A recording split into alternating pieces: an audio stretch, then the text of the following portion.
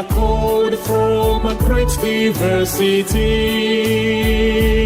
in unity and solidarity, to press along the pathway that's just and fair, hold high the touch for all to see the way. We believe, we believe, we believe in the unity.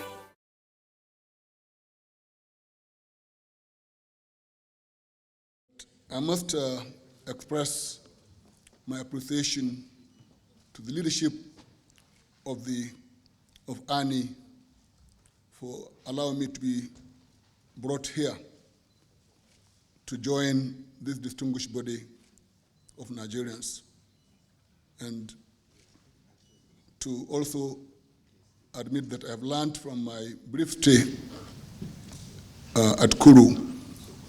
I would beg to stand on protocol already established. But I must acknowledge the presence of a distinguished colleague of mine with whom we spent many nights dealing with any number of issues connected to the Institute. He is Mr. Jonathan Juma, MNI.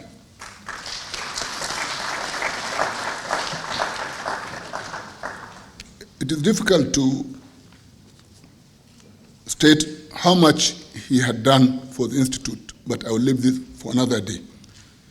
I'm very happy that this topic has been taken to be examined by a body such as AANI in a place such as this one, because there's a lot of heat and talking across purposes when the subject of the adequacy, coverage, and the systems that should work for policing in Nigeria are discussed in absolute terms, in oppositional terms. I think a calm examination of this subject is and has long been overdue. And we need to acknowledge that there are no easy answers to this matter, because community policing has been tried in the form of local, native authority systems. Regional policies existed, and historians will tell you how well or not so well those worked. So my approach is to, without entering into what Professor Olufemi Mimiko MNI will say, to always remember that there is a constitution that exists. And whatever we do, if we tinker with the policing, we must know we have to see how the constitution will also be affected. And in the meantime, let us also understand why effective policing is extremely important for all of us as Nigerians. One, many Nigerians have grown up thinking that soldiers have the same function as policemen, or vice versa. This is a problem. We must normalize the functions and duties of each one of them. And leadership of the armed forces, the military in particular, need to work harder to continue to train their officers and men concerning their proper roles. Because more and more, from the point of view of a citizen, which I am, I do not think that we have not gotten a territory where the functions have merged so badly. So if military assistance to police, to civil authorities continue to exist for 30, 40 years, then it has no meaning. And Nigeria, as Nigeria, needs to seriously deal with this issue to give people support to do what we expect them to do by constitution. Secondly, as a social scientist, I must worry that if we continue to allow weak policing or ineffectual policing to continue and insecurity to overwhelm us, we'll continue to hear terrible narratives that can only destroy our nation. Because if there is bad policing in one place, today it will be attributed to one religious reason. Tomorrow it will be one ethnic reason. The following day it will be one regional rationalization. When there is effective policing, most of the narratives about our country will go down and will have the ability to move around, to interact like we used to. So I have no ready answers. All I know is that citizens are eager to see that policing is effective. And whether you call it community policing or it is some decentralized function of the current policing, what the citizens want is efficacy and effectiveness of the work police people do for our nation. I will make my other comments after we'll have heard from the guest speaker, Professor Olufemi Mimiko. I personally am I feel honored to have been brought to listen to this conversation. I know that the DG, DSS, and I are the only ones so oppressed in this hall that we are not qualified to wear the badges. But because Jonathan is having one, I will take pride in the one he's carrying. Thank you very much, ladies and gentlemen.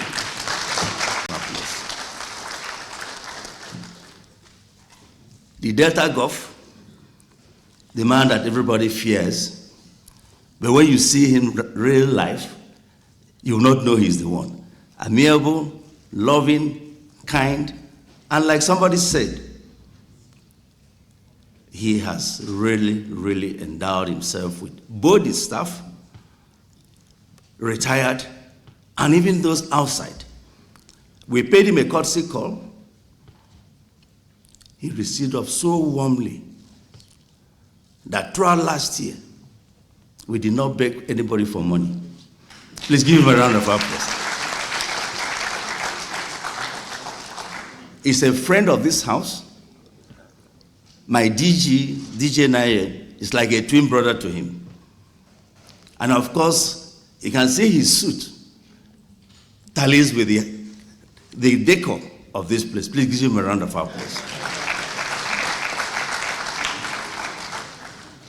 Served in over 7 states, very knowledgeable. For the first time in the history, international press gave him an accolade. You know, secret police is something that everybody hates. But for the first time, they gave him an international award for being very friendly, but doing his job very well. We thank you, sir, for honoring us this morning. I also want to thank the president of the CDS, our own. We have the DIA, we have the IGP, we have the SGF, head of service, and then our own former acting DG of NIPS. Jumai, please, you are welcome, sir. Our former president. So it was good I tweaked the program for the chairman to set the ball rolling. This is exactly what we are here for, to examine this critical topic, state police and community policing. We look at the challenges, the options, and the opportunities. You know, we are the foremost think tank institution established since 1979. So we don't play politics, we are non-aligned. We prefer appropriate policies for government. I mentioned to somebody some time ago that when the former president, General Ibrahim Babangida Badamasi, was in Sec 1, Olusegun Ransom Kuti then was a young medical doctor. He delivered a lecture in NIPS on primary health care. And when President Bande became president, he said, go and look for him. And that is why, when he became the Minister of Health, he established the best child health care system in the country. So we tap knowledges, we are apolitical, we assist government, we articulate policies, we look at the options. That is exactly why we are here today for this first segment of this. And we have so many able persons here. Professor Mimiko is an MNI too, Professor of International Relations, former Vice Chancellor. And when you look at the arrays of persons here, this is an in-house thing. But all of us are passed through that institution. So I thank everybody for being here. We know that things are very difficult, but we know that at the end of the day, we have done justice to this topic. It's very passionate to the heart of the Delta Gulf. And that is why he's here. Let us all rub our minds together. The Chatham House rule will operate here. And then at the end of the day, we can scintillate and bring out something very credible for governments to use. This country is a great country, and our job is to add to it to make the country a better place for every one of us. So at this point, please kindly permit me to read my speech. I will not be long, so that we can now get down to this business. It is with a deep sense of honor, responsibility, and gratitude that I address this 46th annual general meeting of our great association. This moment is not merely a statutory gathering, it's a reaffirmation of who we are, a community of tested minds, a fellowship of seasoned leaders, and a reservoir of strategic thinkers committed to the progress of our nation. As we convene today, we are guided by the theme of this year's annual general meeting, which is state police and community policing, challenges, options, and opportunities. This theme is both timely and strategic. It reflects our collective recognition of the urgent need to strengthen Nigeria's security architecture through practical, inclusive, and sustainable frameworks. It also provides a platform for thoughtful, high-level engagement on the complexities, prospects, and pathways for effective policing reforms in our country. We are firmly supportive of any strategy or policy to ameliorate insecurity in our country. Distinguished guests, ladies and gentlemen, as we deliberate on these critical issues, it is important to acknowledge the ongoing efforts of the federal government and the gallant men and women of our armed forces and other security agencies who continue to make immense sacrifices in safeguarding the unity, sovereignty, and territorial integrity of our nation. Their courage, resilience, and dedication in the face of evolving security challenges remain commendable and deserving of our collective support.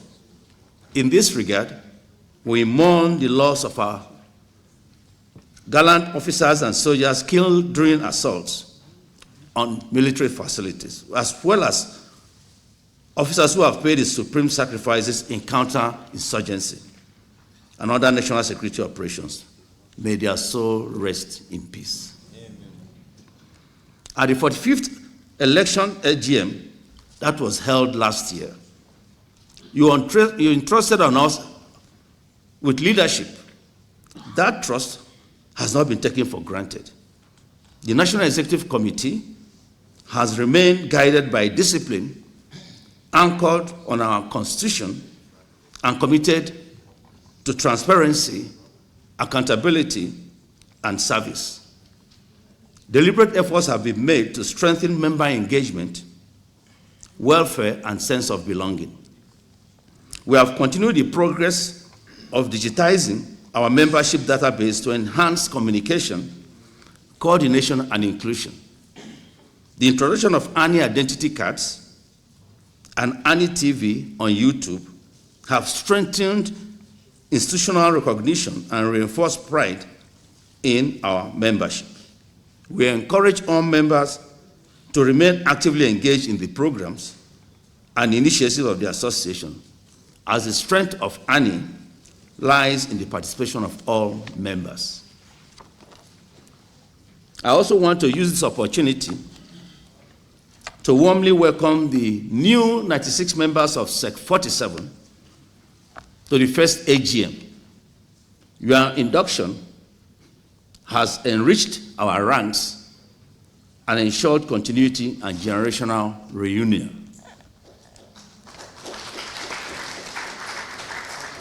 We don't call them eaglets.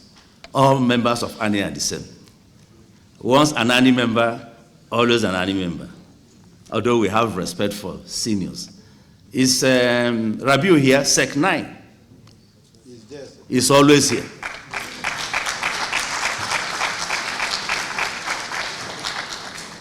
He was in NIPS something years ago and participated in all our activities.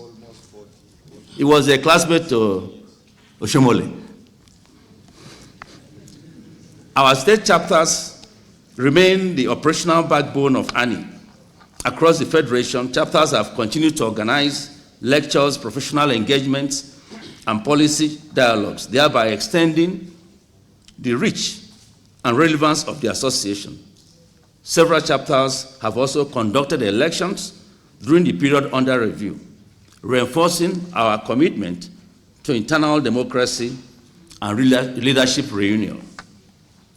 Where concerns arose, we engaged constructively, demonstrating that unity within AANI is not accidental, but the result of deliberate consultation, mutual respect, and adherence to our constitutional processes. We commend our elders of this great association for their roles. AANI has continued to assert its role as credible voice in rational discourse. In the face of complex national challenges, we have contributed thoughtfully and responsibly to discussions on security, economic stability, governance, and social cohesion. Our interventions have remained principled, non-partisan, and evidence-based, consistently advocating for strong institutions, inclusive dialogue, and disciplined policy implementation. We have also intensified engagements with government, security, institutions, and strategic stakeholders, reinforcing the relevance and visibility of AANI in national life. Working committees remain central to the effectiveness of our association. In response to earlier challenges, the Executive Committee reconstituted key committees to enhance performance and align their activities with our strategic priorities. Their success, however, depends on the commitment, professionalism, and active participation of members. I therefore urge all members to contribute meaningfully to committee work, as this is critical to achieving our collective goals. Our engagement with the AANI Multipurpose Cooperative Society has continued with renewed emphasis on transparency, accountability, and protection of members' investments. The recent cooperative AGM provided an opportunity for clarifications on investments and operations, while the new leadership is expected to strengthen confidence and expand opportunities for members. We remain committed to ensuring that the cooperative operates in a manner that delivers value and trust to all of members. Our relationship with the National Institute of Policy and Strategic Studies, NIPS, remains strong, cordial, and mutually beneficial. We have continued to collaborate on key programs, including support for the senior executive course and participation in institutional activities. This partnership reinforces NIPS' mandate as Nigeria's apex policy institution, while ensuring that the expertise of its for the alumni continues to contribute meaningfully to national development.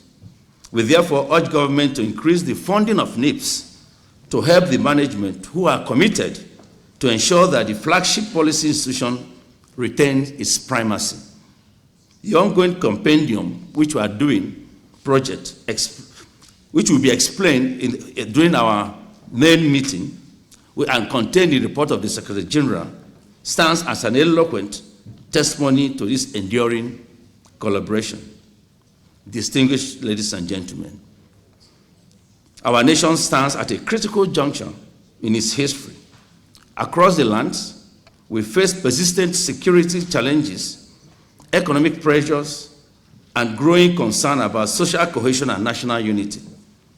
For many Nigerians, the cost of living is no longer an abstract statistics.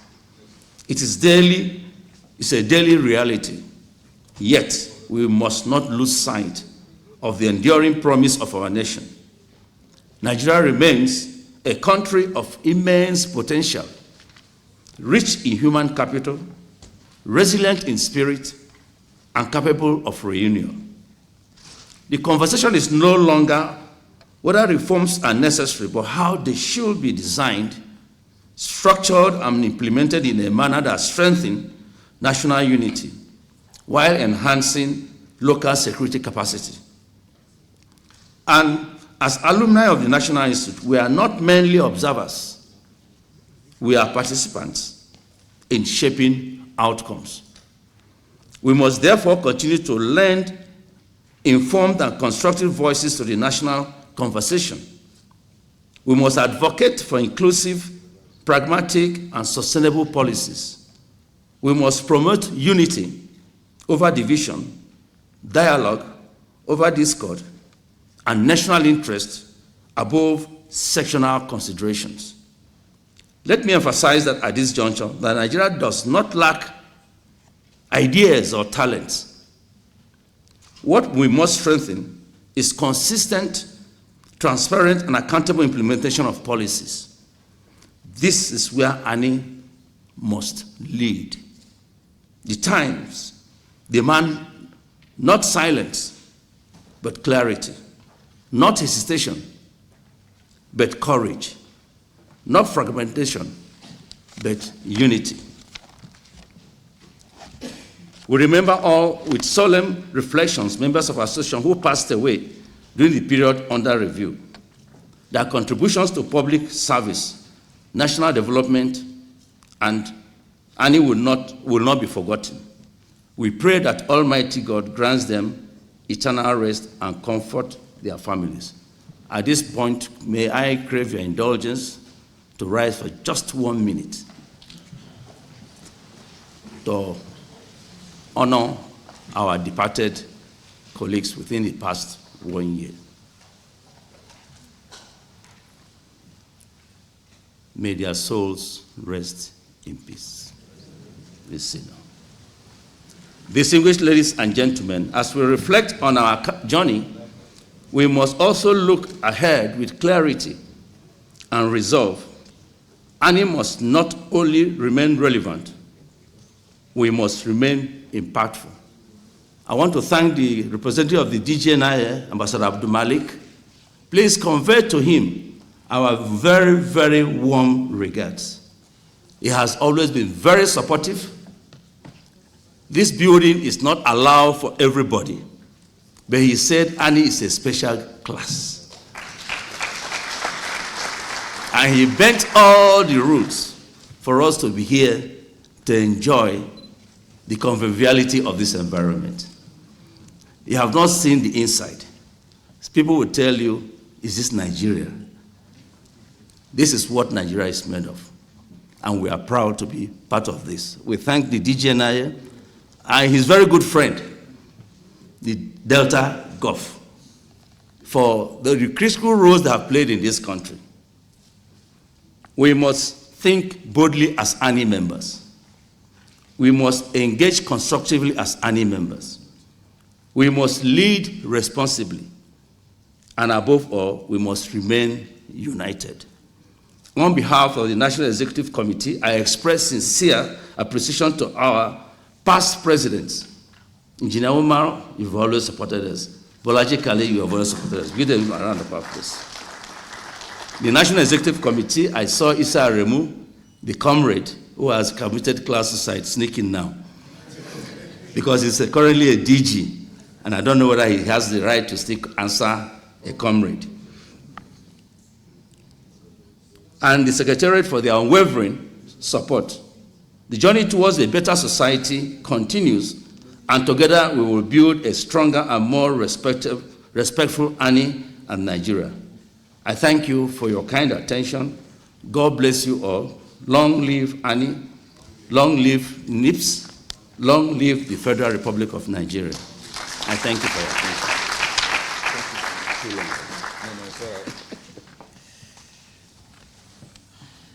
Sir, presidential speeches are never too long. Shall we please put our hands together for the president for this wonderful? I'm so glad that tapped by the information given by the PRO. Time limit is going to be observed. Even before the pronouncement, I know I have red lines, the boundary that I will have no permission to cross over. My governor, Alhaji Ahmed Aliu Sokto, PhD, FCNN, requested me to represent him here as the governor having passionate in this security issue. My representation is going to be verbatim as directed. It is a great honor to address this distinguished gathering on a subject matter that goes to the heart of our national survival, state police and community policing, challenges, options, and opportunities. This theme is not only timely, it is urgent. Distinguished ladies and gentlemen, security is the foundation of development. Without peace, there can be no progress. Without stability, there can be no prosperity. It is for this reason that in Sokoto State, we have made security a top priority of governance.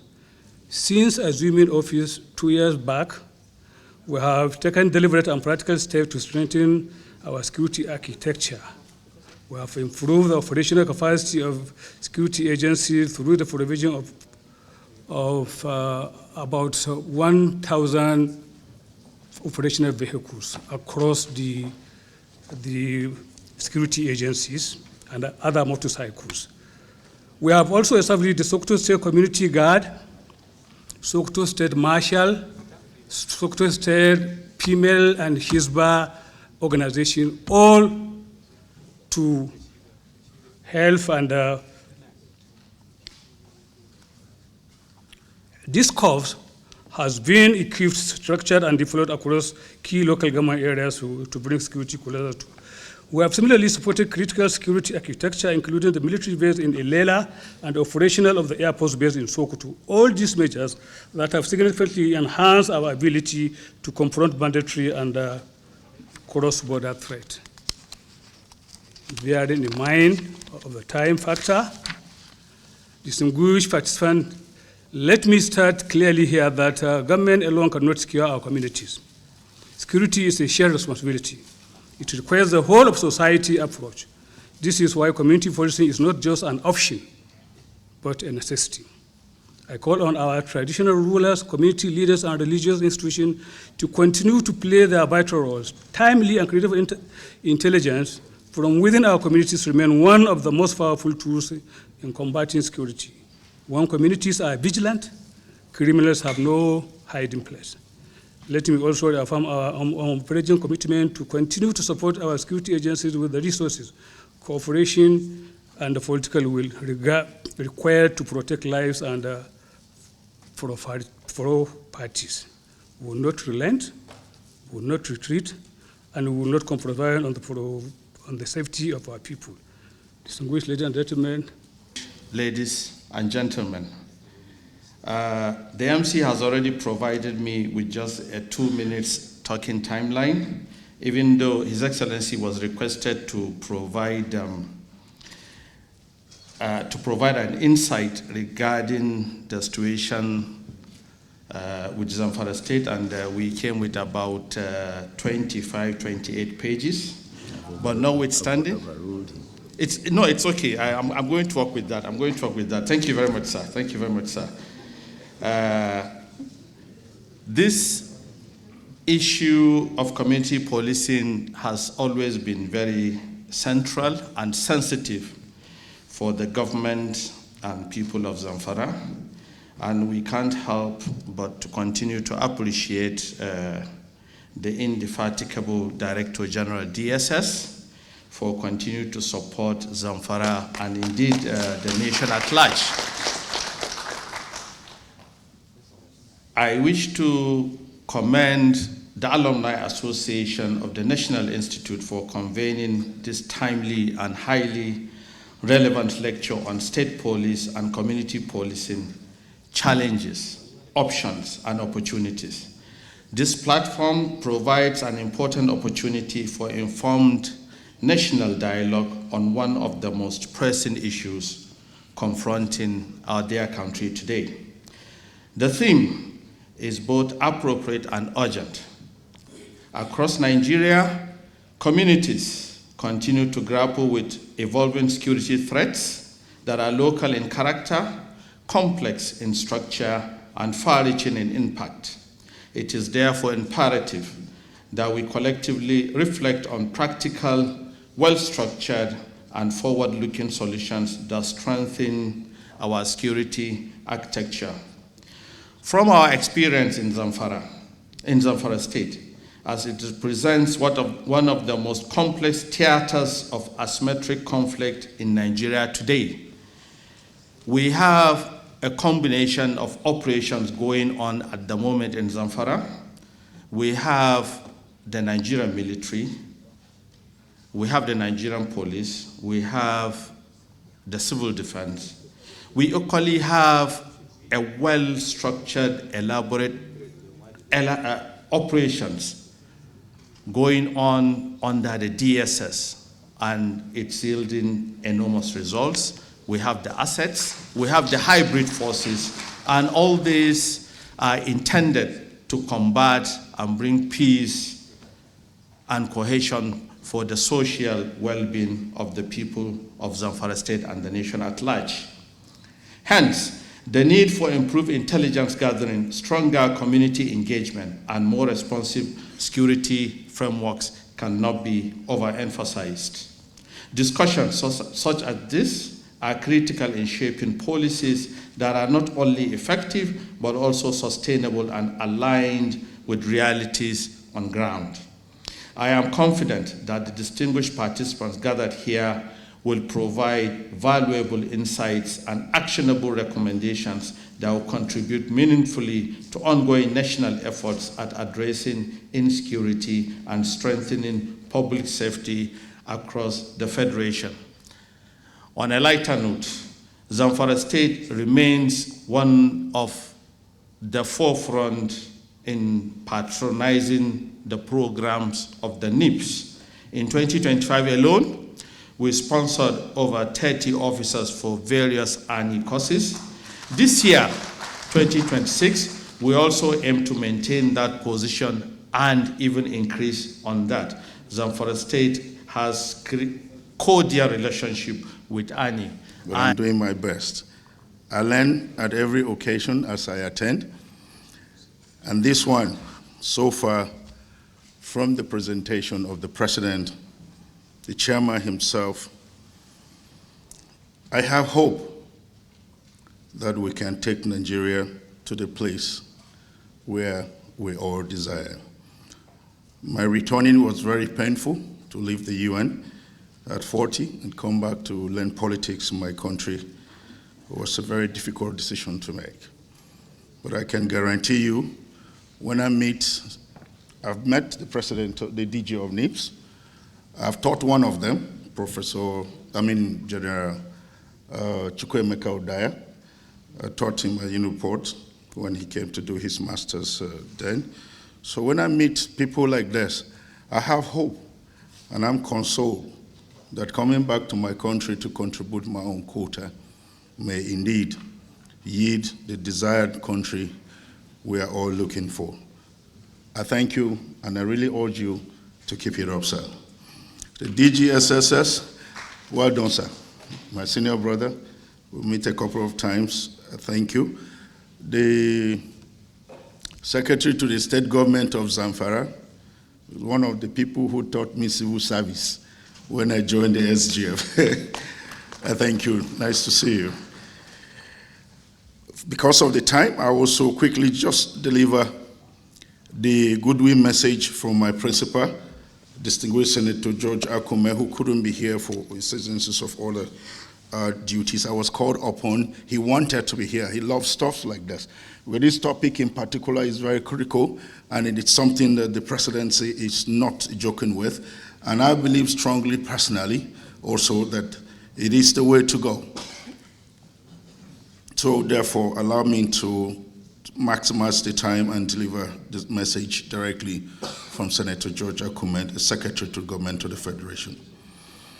Distinguished members of the Alumni Association of National Institutes of Policy and Strategic Studies, NIPS, esteemed participants, ladies and gentlemen, it is both an honor and solemn responsibility to address this distinguished gathering at your annual lecture on a matter so central to national stability, state policing and community policing. I commend you for sustaining this critical platform of dialogue, reflecting and policy engagement on issues that lie at the heart of Nigeria's unity, security, and prosperity. At a time when the dynamics of insecurity have evolved into complex and spread an administration and so much into complexity and has spread so much, the administration of President Bola Ahmed Tinubu has demonstrated clear resolve in repositioning our national security architecture, recognizing that security is most effective when it is local, intelligence-driven, and community-rooted. The President has advanced deliberate steps towards the realization of state policing within the constitutional and institutional framework of our Federation. These efforts include deepening consultations with subnational governments, engaging the National Assembly on necessary legal reforms, and fostering consensus among critical stakeholders to ensure that any transition is both sustainable and nationally cohesive.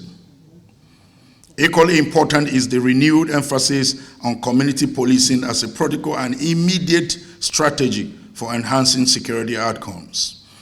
The federal government has strengthened partnerships between security agencies and local communities, promoted intelligence gathering at grassroots, and supported capacity building in initiatives that empower citizens to become active participants in safeguarding their environments. These measures are complementary by broader reforms ranging from investment in technology-driven surveillance systems to improve welfare and training for security personnel, all aimed at building a responsive, professional, and accountable security system. However, policy frameworks and government actions alone cannot secure the nation. Two last speakers also mentioned that. This is where your role as alumni of NIPS becomes indispensable. You represent a reservoir of strategic thought, experience, and national consciousness. NIPS is not merely an institution. It is Nigeria's foremost policy think tank, an incubator of ideas, a crucible for leadership, and a beacon of national direction. The knowledge, insights, and network you have acquired here are not personal distinctions alone. they are tools for national transformation. I therefore admonish you to rise to this moment, deploy your expertise in various spheres of influence, public service, private enterprise, civil society, and academia, to shape policies, guide implementation, and inspire collective action. Engage more actively in national discourse, provide evidence-based recommendations, and hold firm to the principles of unity, justice, and progress that underpin our nationhood. Nigeria stands as at a defining crossroads, and the quality of ideas and leadership we bring to bear today will determine the trajectory of our tomorrow. Let me also express sincere appreciation to this association for convening this timely and important discussion. Conversations such as this are not merely academic exercises. They are catalysts for policy innovation and national renewal. I urge you to deepen this tradition, expand the frontiers of engagement, strengthen collaboration across sectors, and continue to serve as a guiding voice in Nigeria's journey towards peace and prosperity. As we collectively strive toward building the Nigeria of our dreams, a nation that is secure, just, and economically vibrant, let us remain steadfast in our commitment to dialogue, reform, and shared responsibility. The path may be challenging, but with informed leadership and collective resolve, our destination is assured. I thank you, and God bless the Federal Republic of Nigeria. Distinguished Senator George Akume, SGF. Member of AANI, and boldly associates with the ideals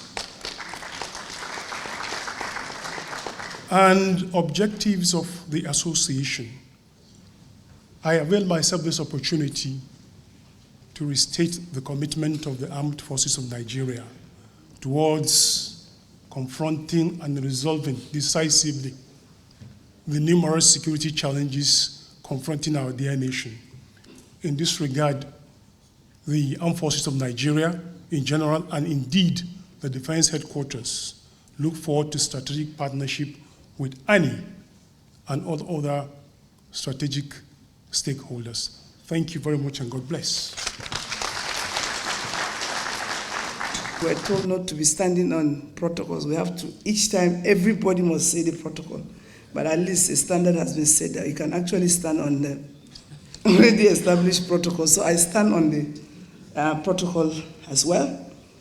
I am AIG Aishatu Abubakar Baju, OONMNI,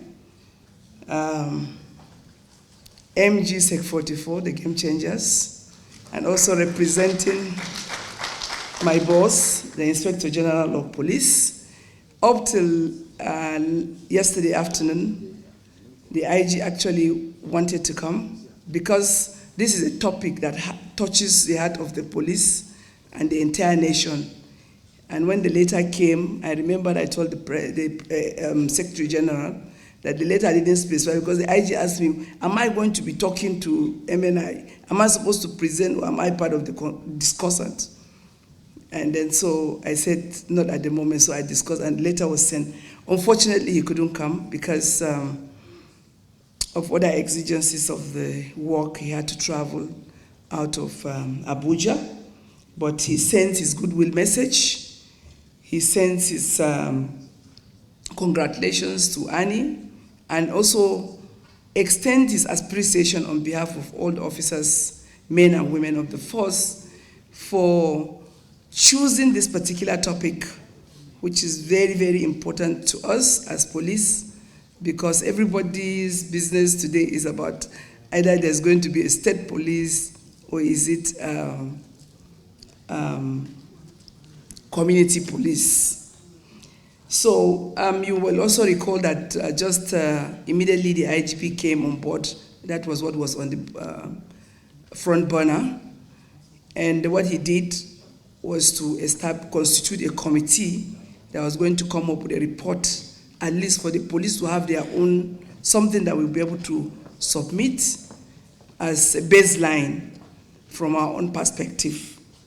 And that was done. And this particular AGM that has chosen this topic the IG extend his appreciation because we believe that this is a conglomeration of cream de la cream of Nigerians with, that have gone through NIPS on issues of policy, and the IG believe that at the end of this AGM, these distinguished members are going to come up with a report with challenges, options, and opportunities that will be able to guide the way forward for the Nigeria police, a police that is that Nigerians actually are looking forward to. So IG extend his congratulations, and he said I should tell you he's waiting for the outcome of this AGM and is looking forward to receiving this report so that at least all of us will come up with the best police for Nigeria and Nigerians. He wished each and every one of us a very fruitful deliberation. Thank you very much. The opportunity. Actually, the head of service has been looking forward to attend this event. I know for the last 1 week or so, she informed me, and she has taken her time to prepare an address to this gathering.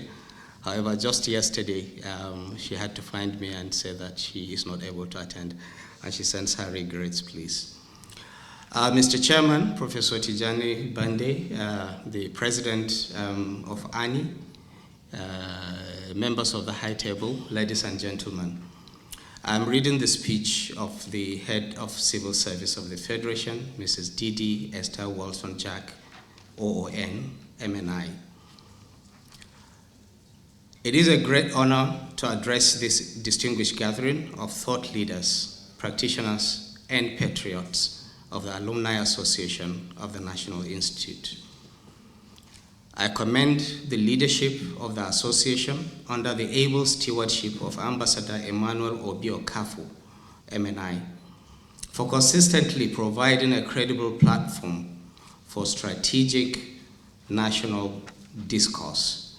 The choice of this year's theme, State Police and Community Policing, Challenges, Options, and Opportunities, is both timely and necessary. Nigeria's security landscape is evolving rapidly, demanding innovative, inclusive, and locally responsive solutions. The conversation around state police and community policing speaks directly to the need for a more decentralized, intelligence-driven, and citizen-centered approach to security governance. As public servants, we recognize that security is foundational to national development. No reform, no policy, and no institution can truly succeed in an environment where safety is uncertain. This places a responsibility on all of us to support frameworks that strengthen trust, enhance collaboration, and deliver measurable outcomes for our citizens. The civil service remains committed to supporting evidence-based policymaking and institutional reforms that promote efficiency, accountability, and service delivery. Through initiatives and our reforms, we continue to build a responsive and reform-oriented public service that can effectively support national priorities, including security sector transformation. I am confident that the robust deliberations at this lecture will generate practical insights and actionable recommendations that will enrich ongoing national conversations and guide informed decision-making. Let me conclude by encouraging all stakeholders to approach this subject with openness, patriotism, and a shared commitment to the unity and progress of our nation. I wish you all a productive and impactful engagement. End of speech.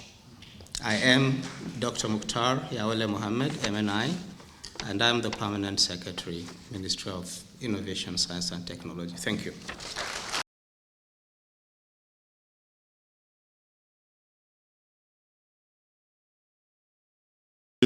Pattern. But I'm speaking strictly for myself. I'm not representing neither Obafemi Awolowo University, my host institution, nor the Nigerian Army Resource Center, where I currently am affiliated. Number two, and I'm saying this with all sense of responsibility, I think we make a mistake in Nigeria in relation to our anthem, the rendition of our anthem. An anthem is a composite of all the stanzas. And so we cannot stand up and sing or recite a stanza and assume we have done well by our anthem.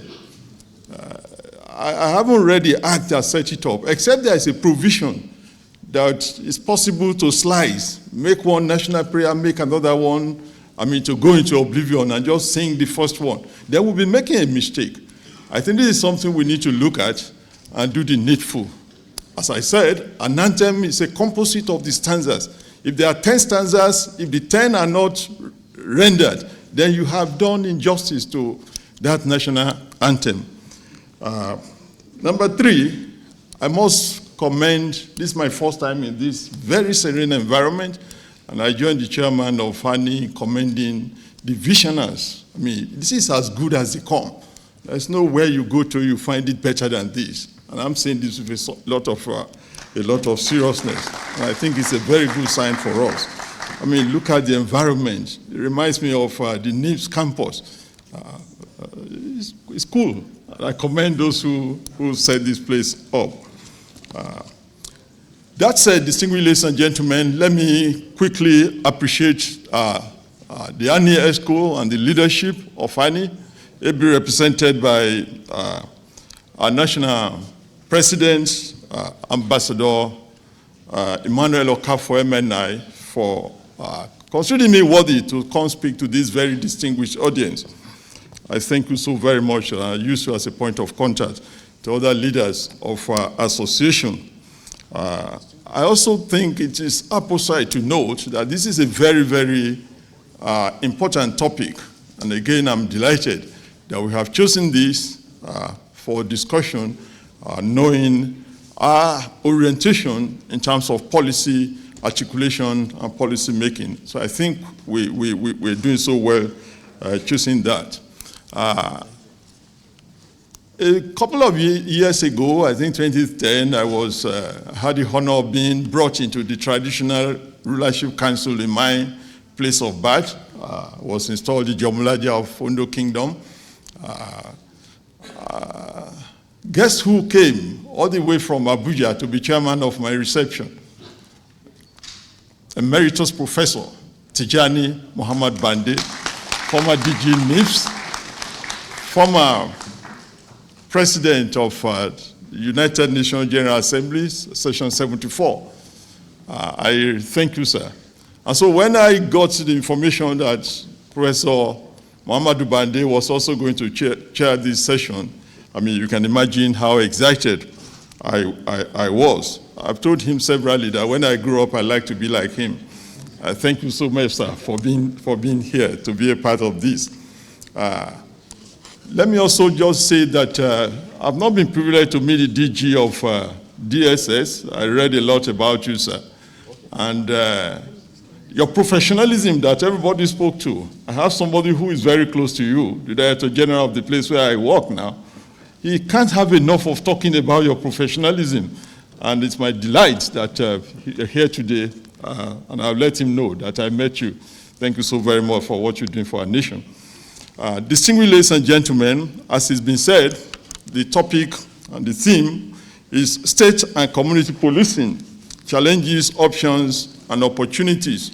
I thank General S.K. Usman for the very good work he's doing to Nigeria and to me. He's like my chaperone at the Nigerian Army Resource Center, so I thank you so very much. I know that this presentation is basically an overview, as it were. So just try to touch on the key issues so that we can have a basis for the discussion and interaction. And I'm just going to take it exactly in that manner. And let me just start by noting that concerns have always been expressed that Nigeria's policing framework is far from being optimal in its functionality. The gap in policing manifested more clearly in the past few years, in which the country has grappled with widespread insecurity occasioned by insurgency, terrorism, kidnapping, banditry, among others. As a matter of fact, so important is this topic that Sec 40 of NIPS actually focused on this. I think it was 2018. And in that report, NIPS made the point, and I quote, "In Nigeria, the internal security framework is not responsive enough to contemporary security challenges," unquote. More often than not, distinguished ladies and gentlemen, the single-layered policing structure that we run in Nigeria is fingered as the principal element or the principal factor in the organization's inability to function effectively as the lead agency in internal security in this country. And this informs the advocacy all over the place for a modicum of decentralized policing, which often corresponds to the desirability or otherwise of either community policing or state policing, as the case may be. Against this backdrop, I ask these basic questions. I take that as the problematic of this presentation. To what extent can the modest capability of the Nigerian police force be assumed to be consequent upon the prevailing structure of the organization or the prevailing structure of policing in Nigeria? What indeed is the conception of the term state police? Does community policing constitute an appropriate substitute for state policing? What are the prospects of and challenges attendant upon transiting from a single-layered to a wholly federalized policing system in the country? And how practicable is such a transition? I note, distinguished ladies and gentlemen, that the two theoretical pathways in the study of policing are as led by Max Weber and Emil Durkheim. Whereas for Weber, policing is an expression of the right of the state to legitimate use of force, without which the state stops being a state. Any state that doesn't have that capacity to use force, wouldn't measure up to that concept or conception, if you will, of a state. It is, as for Weber, an expression of the right of the state to legitimately use force, without which the state stops being a state. But for Durkheim, police is taken as simply a moral agency. I'm not here to begin to theorize policing. Rather, my presentation seeks to elucidate the more critical issues relating to the state of policing and state policing possibilities in Nigeria. And this is done in a manner that makes the conversation over the appropriateness or otherwise and feasibility of state police in Nigeria in the context of the widening scope of insecurity in the country at once intelligible and relevant to the public policy crucible. Even so, it is apposite here to note some of the theoretical frameworks relevant to policing, the most important of which are the social contract theory, the routine activity theory, broken window theories, as well as community-oriented policing theory. Of course, you also have the theory of federalism and structural functionalism. Why strands from the foregoing theoretical prisms are sorely important for a robust understanding of the nuances of this socially critical theme, the cheese policing, federalism comes across as the most relevant theoretical perspective in establishing the nuances in policing that my presentation is all about. It's a theoretical prism for understanding how governance responsibilities are located across multiple levels of government. In specific terms, a federal system presupposes first that there are in existence at least two levels, or if you will, two layers of governmental structures: a central government and an array of subnational regional governments, as it were. And of course, secondly, the distribution of powers between the two layers such that they are each within a sphere coordinate, and independent, as Casey Ware, the father of classical federalism, put it. In all of this, the compelling argument for federalism remains the demonstrated tendency on the part of centralized institutions to be outstretched and thus ineffective. When this happens, redistributing responsibility to subnational governments in a manner that aligns with the principle of subsidiarity, ensuring that governance functions are carried out at the level best positioned to perform them effectively. Such becomes so compelling when you see in the federal system concentrated powers are being misdirected, and you begin to have inefficiency. It becomes important and critical to begin to distribute powers such that you move away from the regime of concentration of powers at the center and begin to disperse some of these powers to the sub-regional governments. As well, one of the most important attributes of the Weberian state is the existence of government, defined most pointedly by its ability to dominate its space and enforce its will over the population. This is the raison d'etre for the formation and retention of security apparatuses, including a civil policing structure in all jurisdictions all over the world. Whatever government contraption in existence without these fundamental enforcement mechanisms is therefore at best not a government, but a mere administrative center. This critical intersection between the concepts of state and federalism is reflected by practically all federal systems across the world, ensuring that each and every level of government therein maintains this instrument of rule enforcement. In the Nigerian setting, however, policing is centrally organized and its control is vested in the president of the country, making the latter perhaps the only federal system, that is Nigeria, perhaps the only federal system of its status in the whole wide world, operating this single-layered policing model. It is thus a model that is at variance with both the theory and practice of federalism, and to the extent that regional governments in the country are bereft of this critical tool of enforcement, they fail to meet one critical canon in the pristine conception of government. These contradictions that I speak to are evident in our Constitution, the 1999 Constitution as amended, in particularly sections 214 and 215, which clearly establish the Nigerian police force as a federal institution controlled by the president through the Inspector General of Police and placed as item 45 of part 1 of the second schedule on the exclusive legislative list. A combined reading of these sections, 214, 215, talks about, apart from this, the Nigerian police force being a centralized organization responsible to the president, it talks about the sub-regional governments, that is the governors, being capable. The Constitution actually says they may give instructions to the Commissioner of Police.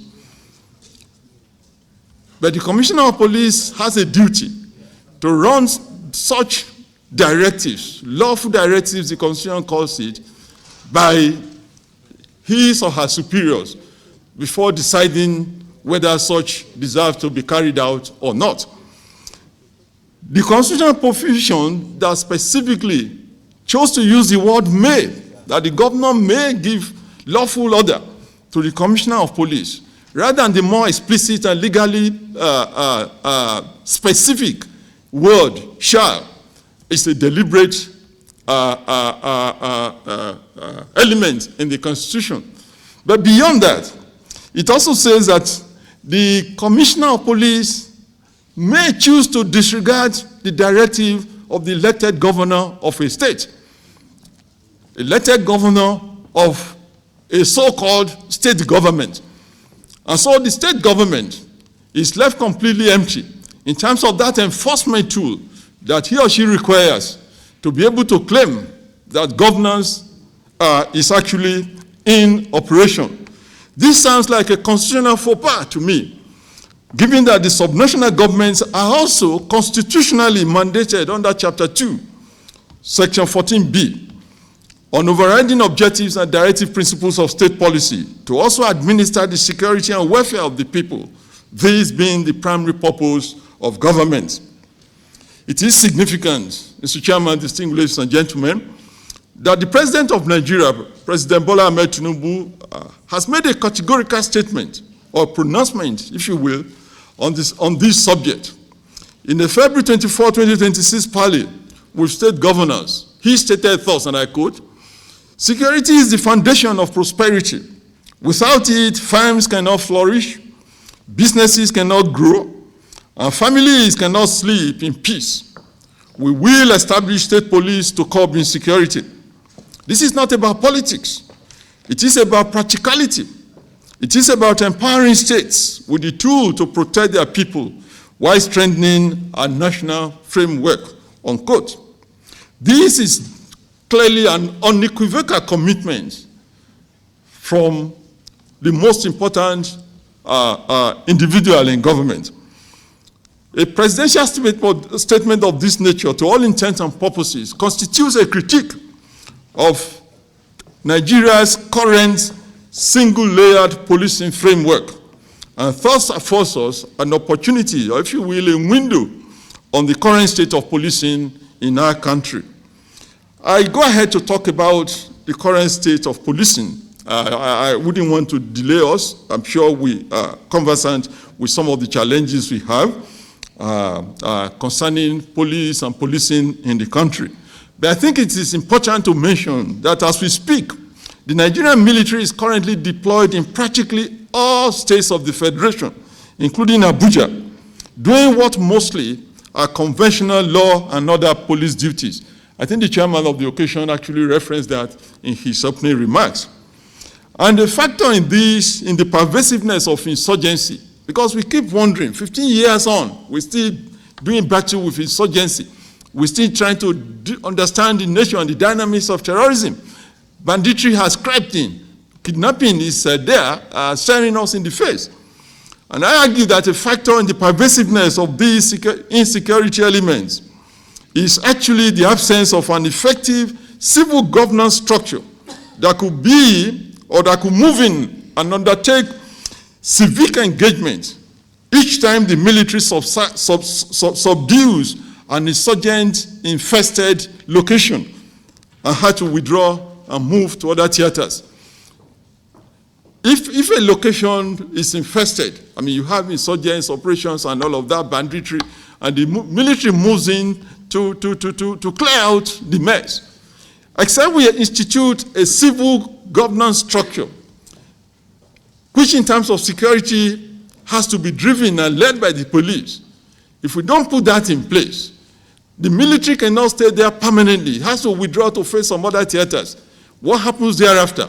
These bad guys will have the opportunity of moving back in. If you look at the trajectory of engagement with these elements since 2009, you discover that basically that is what has been happening. And if you engage with the crime statistics generated all across the world, you discover that Nigeria is not particularly in a very good situation in terms of this prevalence of crime in our country. There's the Global Organized Crime Index, which ranks country, in relation to criminality and resilience. In its 2025 report, it ranked Nigeria 8 out of 193 countries globally. The top 5 in descending order being Myanmar, Colombia, Mexico, Ecuador, and Paraguay. There are also several other reports. Only recently, the State Department of the United States of America issued a very damning report, a travel advisory. I took time to read that, and in discussion with quite a number of my colleagues and friends, we came to the conclusion that it may not rub off well on us, but this is the truth. If you look at the details of the analysis released, you may want to agree that this is not too far from what we're facing. I recognize that, we don't have to take all of these crime statistics and swallow them, hook, line, and sinkers. We can disagree on the final details of these indexes, but they all point in the direction of an internal security regime that can admit of more or greater effectiveness. It's also been argued that many of the crime cases roiling Nigeria today are a factor of failure of intelligence, or what some scholars refer to as data governance failure. Many of these crimes, it's been argued, would have been prevented or their perpetrators apprehended if intelligence within the policing architecture had been effective enough. Of course, I'm sure we all agree that intelligence is the very bedrock of security. If you don't have intelligence, you probably will not be able to do the needful in relation to stanching insecurity and probably stamping it out completely. The European Union highlights shortage of manpower, corruption, insufficient resources, and weak accountability mechanisms that have enabled unprofessional conduct as the bane of policing in Nigeria. Of course, we know that the funding structure is not too good, it's fragmented. What the formation gets every year in budgetary terms is generally regarded as inadequate. As a matter of fact, the last IG was quoted to have lamented that inadequacy of funding was making it practically difficult for the police to to execute the mandate that the nation had given to it. Above all, there is heavy public trust deficit in relation to the Nigerian police force, calling to question its legitimacy in the estimation of many Nigerians. It is difficult for an organization so regarded by citizens to receive any tangible support from the latter. And of course, it's a strike. It goes without saying that without the support of the citizenry, without the support of the community, policing becomes quite challenging, quite critical. With the MPF at an approximate total strength of about 371,800, equating one policeman to 740 citizens, as against the UN recommended 1 to 450, Nigeria is certainly grossly under-policed.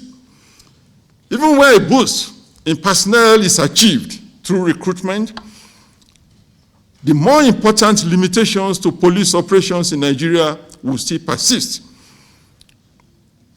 That is, if we sustain the current structure, even if you employ more, the challenges will still be there, and there are two dimensions to it. The first relates to conformance with the federalist governance structure, defined by at least two layers of government that are coordinate and independent. Merely recruiting more will not have resolved the question of whether every layer of government has the enforcement tool that it requires to function effectively as government. There's also the associated imperative of being every government, central as well as sub-national levels, with that mechanism of enforcement.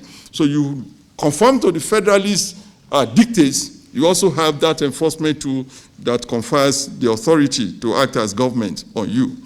The question that arises from these, distinguished ladies and gentlemen, is whether either a community policing model or state policing model constitutes a viable platform through which extant structural limitations to policing in Nigeria could be cured. This leads me to a discussion of the nature, or if you will, a conceptualization of community policing and state policing. I'll just run through this so that I can go to the next segment of my presentation. And I argue that by its very nature, community policing mainstreams locational specificity and relevance in police service delivery. It is predicated upon the philosophy that all who share a concern for the welfare of the neighborhood should bear responsibility for safeguarding that welfare. There are three basic dimensions to this, to the conceptualization of community policing. The first is deployment of personnel in a manner that prioritizes their local areas of origin.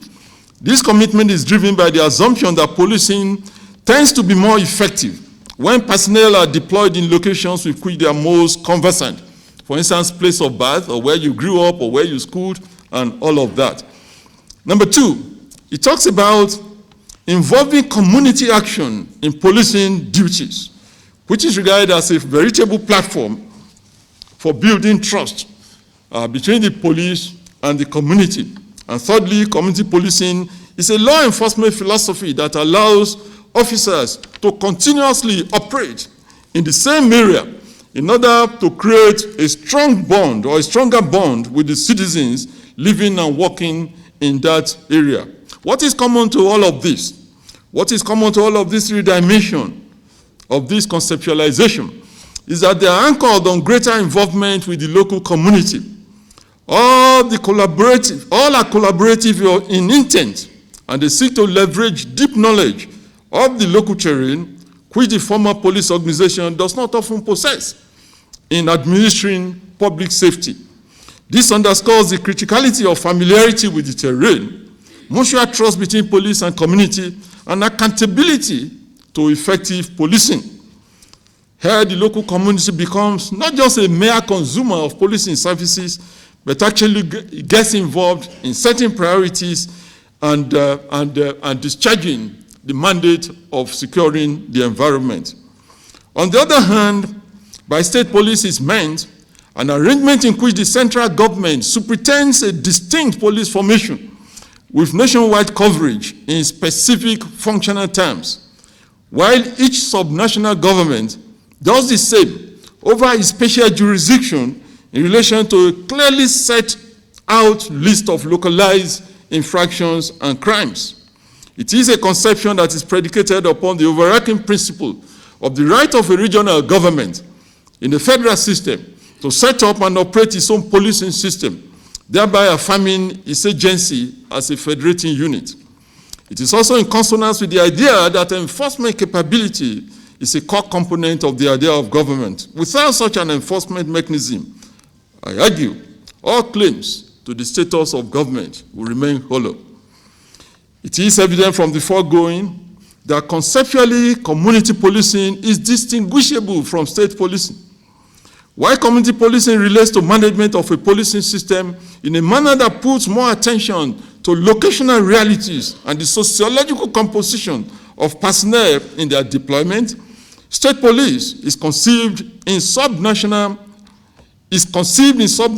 ownership, institutional autonomy, and a clearly defined scope in functionality and spatial category. In this regard, therefore, the deliberate deployment of police personnel to domains with which they are conversant, or with which they are most conversant, more appropriately, which is an institutional policy element in community policing, may make such officials a little more relevant, especially in relation to intelligence uptake, but it will still not take the policing model to the full dimension of state policing in terms of structural placement, ownership, and control and operational autonomy. I'm sure that all of us are aware, and I'm glad that the representative of the IGP, a distinguished man, spoke to the subject, that a few weeks ago, almost immediately after he was inaugurated, the IGP set up a team to look at and present the Nigerian public with the police conception and the manner in which we should proceed vis-a-vis the conversation on state policing. They argue that the widely reported 74-page memo to the National Assembly outlining the NPF's suggested pathway to state policing is at best a treatise on community policing. It recommends that 60% of existing, I repeat, of existing police personnel be distributed over the current 36 state commands, while 40% is retained at the center as the core of the federal police, evidently all still operating as one unified structure within a single chain of command. This recommendation does not seem to have taken cognizance of the fact that the NPF, in the opinion of many Nigerians, is punching below its belt.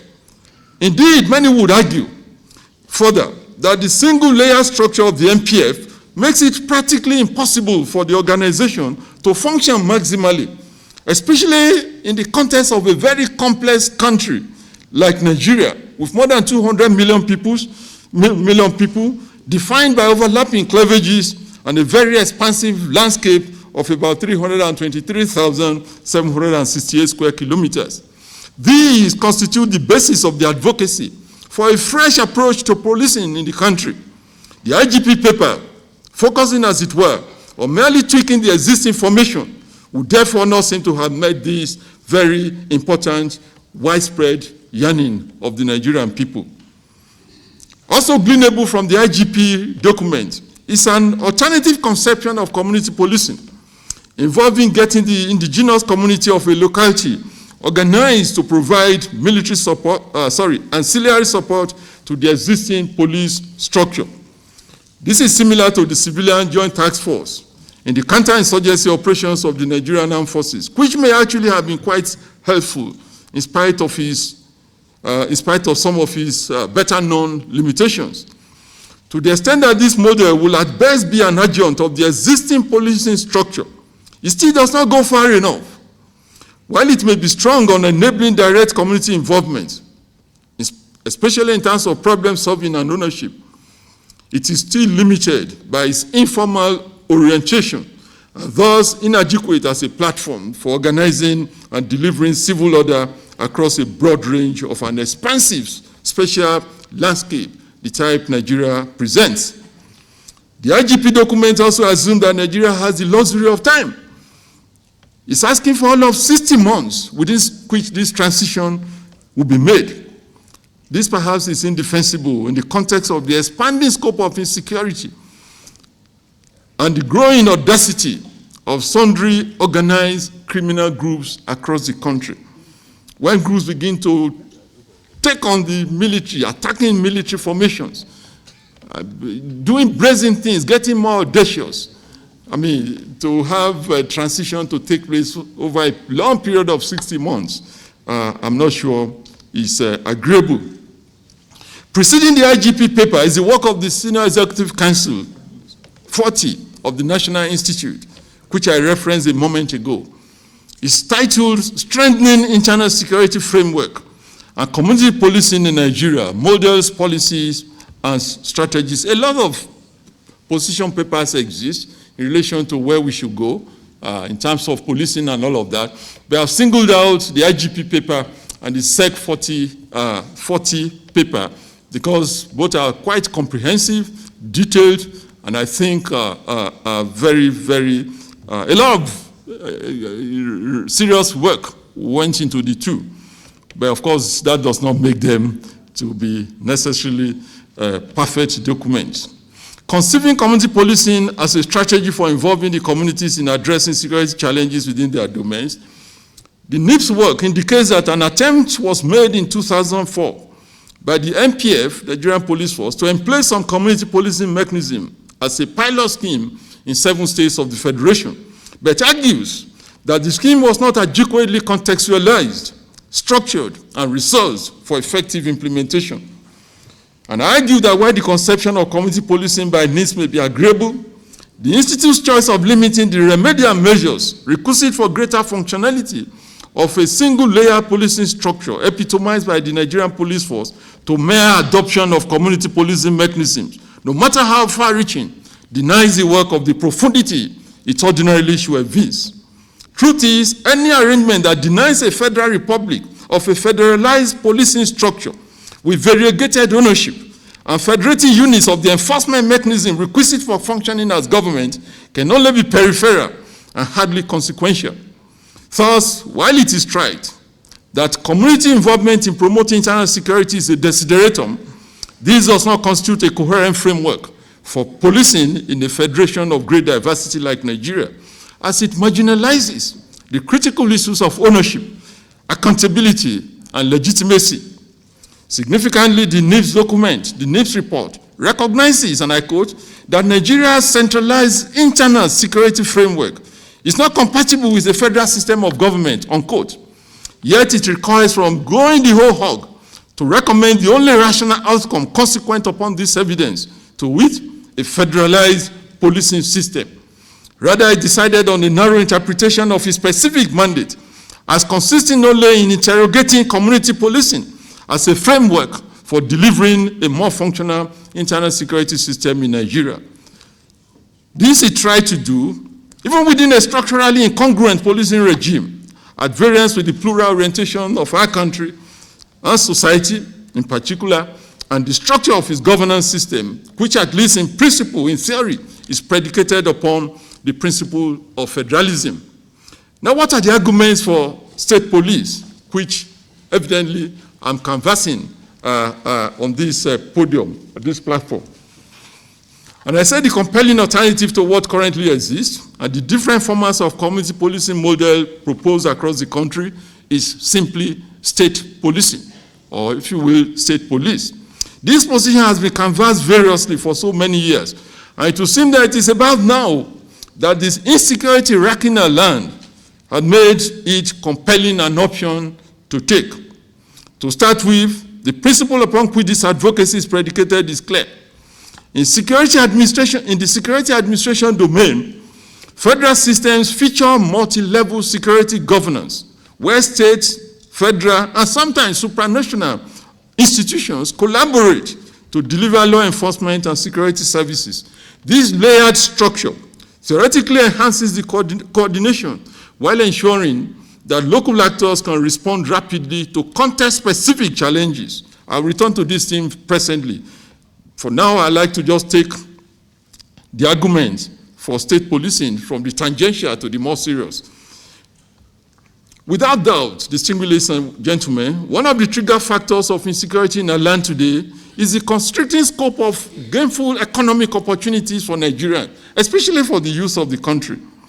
While ultimately a sound macroeconomic regime and deliberate programming in social investment are the panacea to the high rate of unemployment in the land, the state police idea provides some form of immediate relief beyond the rubrics of strict policing and safety administration. What am I saying? I'm saying that given the unacceptably high level of unemployment we have, and of course we must give it to government that is setting the macroeconomic foundations of the country. Things are getting a bit stable and stabilized. What focus government should now have is to do more of social investment to be able to ensure that those who are most impacted, the left behind, are brought up to be upon their feet once again. But I'm imagining that if we endorse the state policing idea and we ask each state to recruit from 5,000 to 10,000 people, 36 states and Abuja, that would take from the unemployment market straight away more than 370,000 young men and women. That is significant, going by the fact that each of these individuals will also have people who depend on them. So beyond the issue of policing, whether it's going to help in enhancing our policing ability and capabilities, the fact that it's a veritable platform to at least attack the unemployment challenge that we have recommends the state policing option very, very robustly. And make no mistake about it, I believe that given the wide increase in the allocations to states today, which has increased between 43 and 60% between 2023 and 2025, no state government can really say in good sense that it is unable to support a state police information that will put additional 5,000 people and few equipment and all of that under is governance structure. At any event, and I'm sure we all know this, many of the state commands of the police are actually sponsored by state governments. And so if state governments are already doing that for the federal police, what stops them from doing it for their own state policing structure and mechanism? Funding, I do not believe, will be a challenge at this moment, given the humongous amounts of money going the way of subnational governments since this president came into office. In strictly policing terms, it has been established that much of the failure, and I made this point earlier on, of policing in the country, especially in the past 15 years, of insurgency is consequent upon intelligence failure. With each state operating its own formation and deploying personnel with due consideration for conversance with the local terrain, intelligence uptake will be better delivered. An attendant advantage of this is reduction in the anonymity in which policing is cut for more transparency and accountability. It is therefore, distinguished ladies and gentlemen, expected that policing will become more effective under a regime of state police. There will be better or greater evidence of transparency and accountability, and the unemployment profile of the country will be moderated thereby. This will also allow the Nigerian police force itself to be more strategically focused and concentrate on its functional domain and be much more effective. Within the Nigerian context, scholars have ruminated and argued and written and lectured on all of these issues extensively. I won't bore you citing some of these literature, but what is relevant is that policing, I mean, that's something you can distill from all of these literatures that have been generated on this subject. That policing would be arising from any careful review of the relevant literature on policing will be the overarching proposition that the effectiveness of policing systems depends not solely, and I repeat, it depends not solely on whether they are centralized or decentralized, but on how well they balance coordination, accountability, and community engagement. This suggests that the adoption of state policing should not be viewed as a standalone solution, but as part of a broader reform process, incorporating institutional strengthening, accountability mechanisms, and community-oriented strategies. This provides a good platform for us to interrogate the potential pitfalls of state policing, which we are so unequivocally recommending. I talk about what I call possible pitfalls. Of course, there are a slew of challenges that may question the appropriateness of the concept of state policing in Nigeria, its functionality and overall implication for a fractured governance system defined by state governments that are given to power abuse. The decentralized policing system was quite problematic in many of the locations during the First Republic. Of greatest impact was the overt politicization and surreptitious deployment of local police formations for partisan political ends. Even so, it is tried that nobody solves a problem by running away from it. We will not say because state policing was abused in some locations in the First Republic, we'll never have anything to do with state policing again. It does not work that way. As a matter of fact, President Bola Tinubu once said, and I think this is quite critical, quite pivotal. He says we will come up with fresh ideas to tackle such challenges that you have headlong. As he said, and I quote, we must be bold enough to reform what is not working.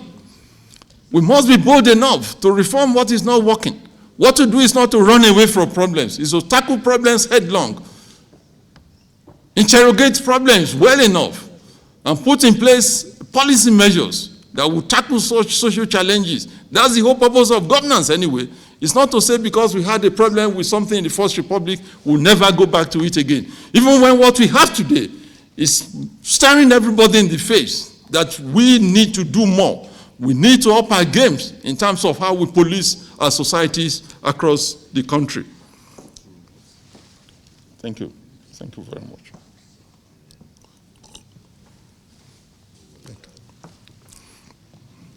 The direction in which Nigeria should tread, therefore, is to identify what experience has shown to be the limitations of state policing with a view to addressing same.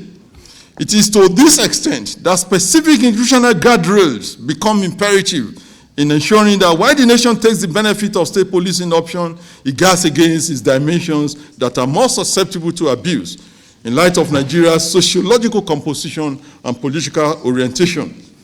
What I have done in this section that I'm going into is not to provide anything near a technical outline of what a functional state police framework will look like. I leave that to those who have better purchase on this to be able to tease out those details. What I propose, however, are at best guiding principles for functional and effective state policing system for Nigeria, especially in relation to the control measures we need to employ. I'll quickly run through this as I begin to think about concluding my presentation. The first one is that we must amend Section 214 and 215 of the Constitution to take policing from the exclusive legislative list to the concurrent list. That is, both levels of government will then be able to legislate on policing. The second is to limit state police to particular special and functional jurisdictions. We must be clear. What is the special jurisdiction of state police? What are the type of crimes and infractions and offenses that the state police will be able to deal with?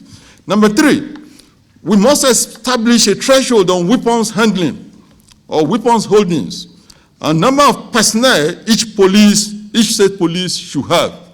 We must put a peg. We must talk about the threshold in terms of the arrest of weapons that state police formations across the country will be allowed to access. Number four, a substantial part of the training requisite for effectiveness could be farmed out to or indeed coordinated by the Nigerian police force. That is, training of state police could be the responsibility of the federal police. These are suggestions as to what we need to do, what guardrails we need to put in place to ensure that we get the best from this option. Number five, formal structures of coordination and collaboration between state police formations across the states, both horizontally and vertically, should be clearly spelled out. What is supposed to be the relationship between the state police and the federal police? What is the relationship between a state police and another state police? This must be clearly spelled out in a way that is not opaque at all. Number six, a uniform act of the National Assembly to be provided, which each state desirous of its own state police formation will be expected to adapt. In this regard, the Pakistani model is not advisable and it's not recommended, where every state police has its own act, the one different from the other, from state to state. I think that would be a bit problematic for Nigeria, and we are not recommending that. Number seven, the funding scheme for state police to be clearly structured.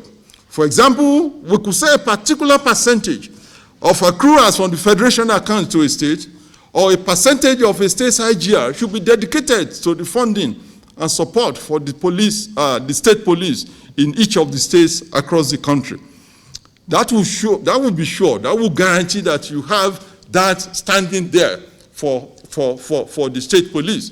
And we can think out how to do it in such a way that the state police commissioner or whatever he or she is called will not have to go to the governor every time to beg for money. That could be structured out.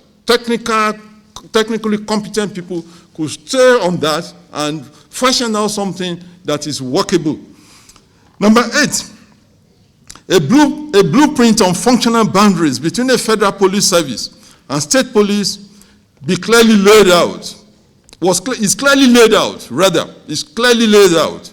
A blueprint on functional boundaries between the Nigerian police force, between a federal police service and the state police proposition is clearly laid out in the IGP proposals that I referenced a moment ago.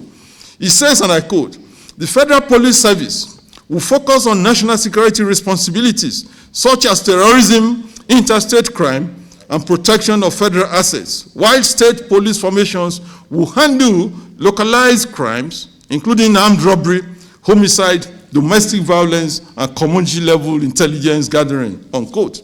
An adaptation of this clearly laid out, this clearly well thought out, a set of responsibilities will be in order.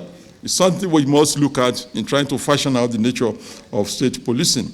Number 9, an elaborate scheme on possible collaboration between the Nigerian police force and each state police on local security challenges that may prove overwhelming to the local state police should be enacted. And number 10, the last but by no means the least, clear provisions devoid of opacity to be put in place for the Nigerian police force intervention at state level, where it has become obvious that the state police therein is in political abuse and or incapable of fair performance of his duties. Again, this, as I said, I mean, those who have purchased on this, they know how to tease out the technical details to ensure that we have something that is workable. At any event, this is not rocket science. It already happens everywhere. As it was pointed out in Brazil, the structures exist. at all levels, the state, the federal police, the local police. In Ethiopia, something similar to what we're recommending obtains. I mean, by the 1994 Constitution of Ethiopia, the Constitution says we, the nationalities of Ethiopia, not we, the people generally, that is amorphous, that has no meaning. Who is the people? Where is the people located? In Ethiopia, the 1994-95 Constitution says we, the nationalities of Ethiopia, that is the national groups. And so when you have such a federal system, you can't deny a nationality the right to have an enforcement mechanism that the type that we're recommending for our country. Significantly, the 2014 National Conference recommended a framework under which any state that thought it needed its own police formation was allowed to set it up and manage such. It also made a very powerful recommendation, which is important to our discussion. It says that community policing be mainstreamed. The implication of that is that we're not talking of either or. If we adopt this state policing formation that we are here canvassing, we will still embed that with community policing principles. That is, the central government will still ensure that it meets the three canons of community policing that I outlined a few moments ago, in terms of ensuring that officers remain in places that they are most conversant with, in terms of ensuring that you don't post officers in a jiffy, in terms of ensuring that the community itself is brought into the architecture. You will still ensure that you do all of that as the central police. That is, you are embedding community policing principles in the structuring of your federal police. At the state level, this principle also still has to be followed. The implication of this is that we're having a convergence, as it were, between the idea of a central police force, a state police formation, and the principle of community policing. I'm persuaded that that is the direction that Nigeria should go.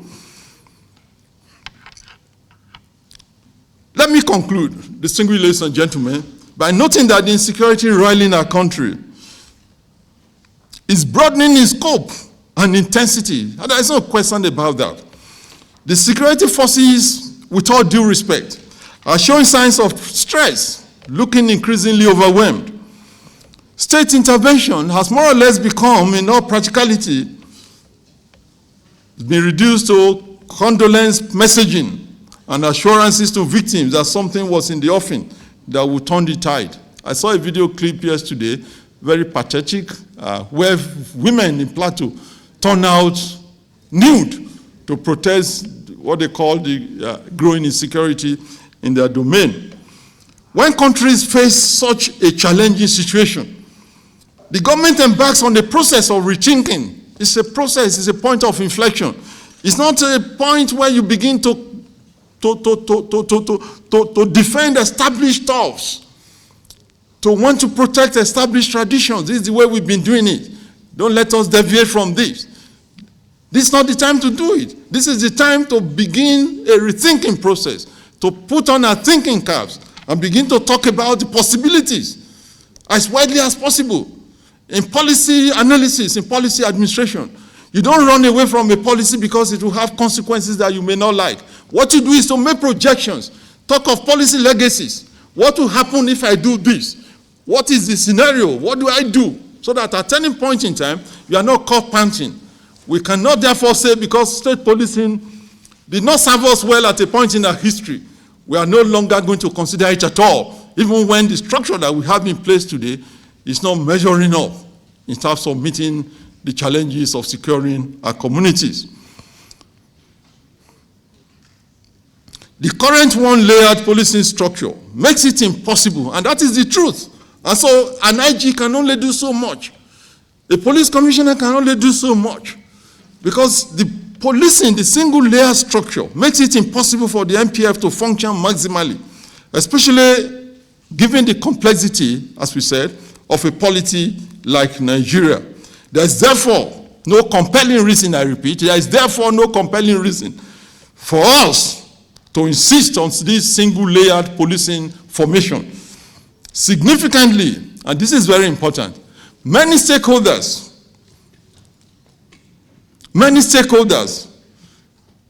they do not doubt that a multi-layer policing system may be what we need at this point.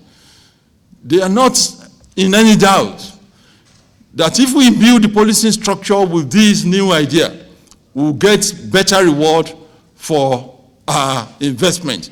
But most people are afraid what the potentates, the state governors, are going to do with state police in their hands. And that's very important. Conceptually, people are not opposed to it. The fear, if you sample 10 people, 15 people, we did some little empirical whatever into this.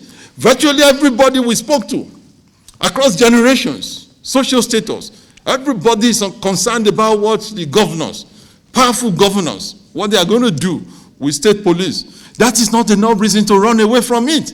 Because I have argued that no serious nation runs away from problems. You interrogate such problems very well with a view to tackling them, with a view to wrestling them down. That, I think, is what Nigeria should do. And I recall, for those who assume that abuse of state police information is the inexorable consequence of it, I refer to the experience. I come from Ondo State. I work in Osun, I come from Ondo State. In 2020, the governor of that state, late Oluwarotimi Akeredolu, became the champion for some form of state policing. At the end of the day, he got, after all of the push and pull of governance, bureaucratic engagement, he got approval to be able to set up Amatekun. I'm saying, with full sense of responsibility, that government, that governor, he had his own limitations, but I say it as a citizen of Ondo State that he did not abuse Amatekun. He did not deploy Amatekun wrongly. He did not use it politically. And so it is not a one-sided argument. We should not just assume that state police must inexorably be abused by governors. I have now given an example of a governor that has something close to a state police called Amatekun, and he did not abuse it. He's not alive, so it's not as if he will give me something for saying this. But I'm saying it in no sense of responsibility that it is possible to set up state police, put on the guardrails, get this state policing thing to function, and get ourselves off the challenging security situation which we face and which we are finding it difficult to deal with. In conclusion, a definitive move in the direction of state police away from extant single-layered centralized police formation, which is to all intents and purposes an anathema to a functional federal system, will achieve for us at least three things, and I close with that. The first one, it will signal fresh commitment to reforming the Nigerian federal system for greater functionality. A good examination. Giovanni spoke about examining the governance sufficiency, that you look at the structure, you look at what the governance system has accomplished, and you find ways of remedying its limitations. A good study of many federal institutions, especially those that had preceding histories. For instance, federal universities. We knew where the universities of Ibadan, the Muhammadu Buhari universities of this world were. The University of Nigeria and Nsukka, we knew where they were in the First Republic, when University of Ibadan was among the 5th best university in the entire Commonwealth. I'm not sure we are anywhere near that today. It's not in all cases that you have federal institutions doing efficiently. And moving away from this single layer structure will be driving us in the appropriate direction. Number two, it will align our country with what obtains across the global federalist landscape. And thirdly, and finally, this fair distribution of power will make for inclusivity and move Nigeria further on the path of national integration, as it will allow practically every identifiable ethno-national constituency in the country the opportunity for autochthonous development. Mr. Chairman, distinguished ladies and gentlemen, I thank you for listening to me.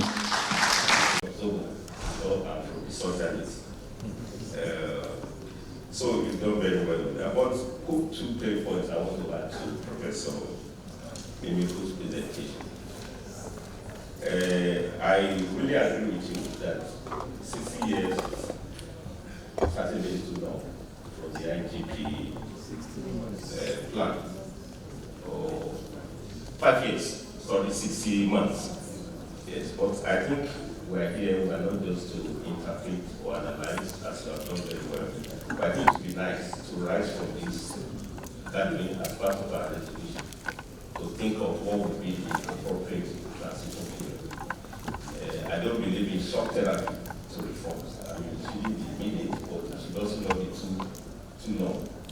I would just want to suggest that AANI has a lot of resources on this issue of state policing, community policing. In fact, the 20th IG, Muhammadu Buhari, started this process of community policing 2019. So we will rise from this to see that we have a think tank committee to harmonize our views, give our suggestions. And my idea would be that by next dispensation, we are going for the round of election. We should ensure that the next government quickly implement, for us to move from what you call layer, one single layer of policing to one layer of policing. So I think that would be very, very critical. Then we go to very critical point, which I think we should not forget, that regardless of the kinetic measures we are taking, we must complement issue of security with socio-economic development. And I think whether you have 1 million police force, or if you have 25 million unemployable youths, they will overwhelm them. So I think it's also time for us to think of bringing back labor-intensive, employment-intensive industries that can get our youth off the streets. Okada riding, those are not work. They are not the same people. You can't become a retired Okada rider or a senior Okada rider. In fact, they get the skills. A graduate, with BSc riding Okada, diploma holder, Okada, you distill them. In fact, you bring something for them. So we must also rise from this meeting, and I would like to submit some of my views on this, in writing. That there was once Kano or Kaduna of textile, industries, in which we are running 4 shifts, even 10 used to employ 25, workforce. Now, those youths, weavers, spinners, after working, they don't have time for criminality. I think it's important to think about that. Then, on the last note, and I think it's very, very critical, is that you talk of failure of intelligence. I don't think we should assume this. Professor Mimiko, I think you should listen to this. The guest speaker. I mean, everybody talks of failure of intelligence, but I've also done some fields of it. Intelligence gathering is on. And it's not because the DG of the DSS is here, another round of applause for him. It's done very well. But the gathering has to be given to those who we implemented. And I think we should make a point that even when intelligence has been gathered, we should make sure that the political authorities work on them. Then the last one is the labor dimension. Don't take this for granted. I think it's important to do this. I want to see General in Abuja, and with that one, that is why we have democratized, so don't dictate to me. And again, maybe that's another policy implication we are discussing because we are in the 25%. If I tell you, if you didn't move the structure over the years, even those points raised by the limited power of state governments, they are inherited legacy, which you must overcome. But what I want to raise is that policemen and women, whether it's federal police, state police, they are working men and women in uniform, and they are poorly paid. They are miserably paid. They have no guarantee for the future. So we must be deliberate and intentional. President Muhammadu Buhari, after the NSAS protest, actually, don't forget that the 5-point demand of the NSAS included the need to give proper remuneration to police. So whether you have state police, community police, if you are not well paid and you give them guns, you are on your own. So it's important that we take platform. We are gathered here again to repeat the same thing. I just want to take an extract from the President's speech, let me emphasize at this juncture that Nigeria does not lack ideas or talents. What we must strengthen is consistent, transparent, and accountable implementation of policies. The President has brought into the creation of the state police. The National Assembly has brought into it. Virtually all the stakeholders have brought into it. So what is holding us? Some people will tell you of the disadvantages of state police. There is nothing with an advantage that doesn't have disadvantage. The question is, as the Nigerian police is operated today, is it not being abused? Has it been scrapped? Every institution has its own abuse, the good sides and the bad sides. The way to go is the creation of the state police. The federal police, as is constituted now, cannot effectively man and check our security challenges. They are underfunded, there's insufficient training, there's insufficient strength. You go to some divisions, you have 2 or 3 persons in a division. So how do you expect them to work? And besides, the state governors, if they own the state police, that means funding the state police, they'll be more committed to funding the state police and own it. They will not allow it to exist now. Then I am worried me. So my conclusion is that the way to go in our present challenges is the creation of state police. Thank you very much.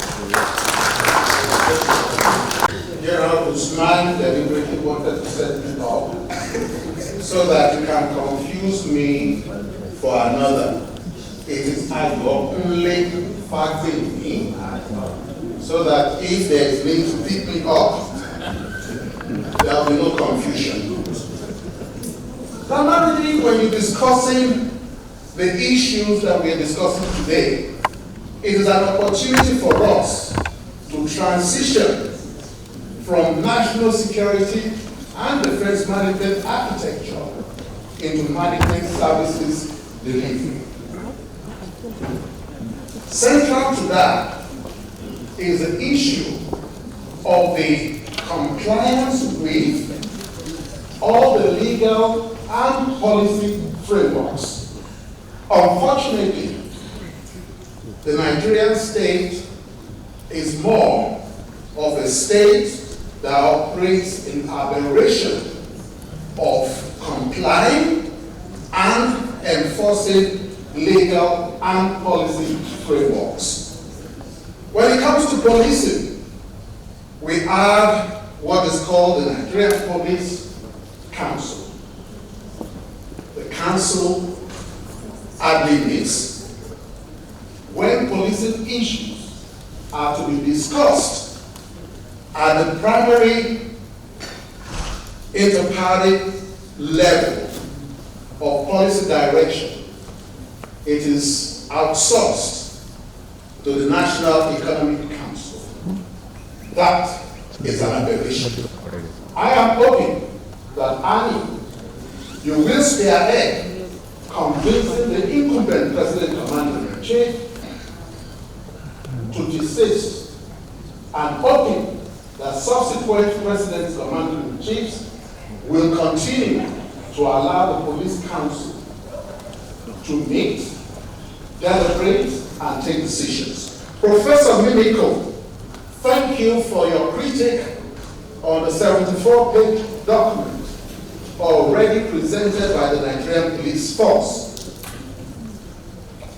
All I can say is that going forward, I am hoping that this conference will pass as one of the resolutions and recommendations that the police force under the incumbent IGP, collaborating with the Police Service Commission, shall suo motu, without delay, implement the issue of the deployment of officers and men as proposed in this proposal to their states in such a way and manner that will allow for the implementation of the company's contents. Finally, we have agreed that we need to move forward. To do that, the Constitution will need to be amended, and particularly Item 45 must be relocated to the concurrent listing of the Nigerian Constitution as presently provided for.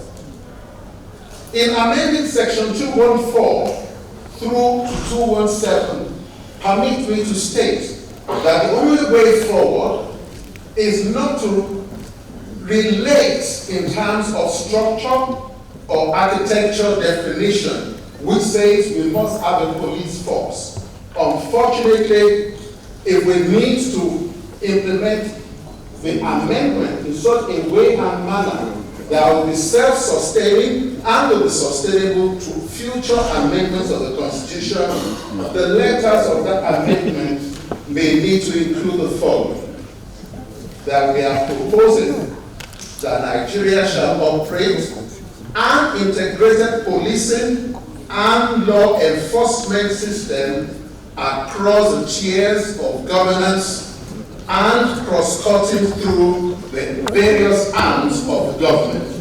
To which the submission is this: that for the legislative branch, we will be providing for the sergeant-at-arms framework, and for the judiciary, we will equally be providing for what is called the bailiff systems framework. And finally, at the executive formal strategic statutory policing, we shall be emphasizing the integration to ensure that all entities, for example, of firearms, whereas the Firearms Act provides for the police to provide for the initial licensing, those who go into the forest need, under the Forest Act, to secure the National Parks and Gardens Forest Act, needs to provide for themselves the opportunity of receiving another level of licensing. So we cannot afford not to integrate. So integrated policing is the right way to go, and that is the language of the system, and I want to thank you for the privileged opportunity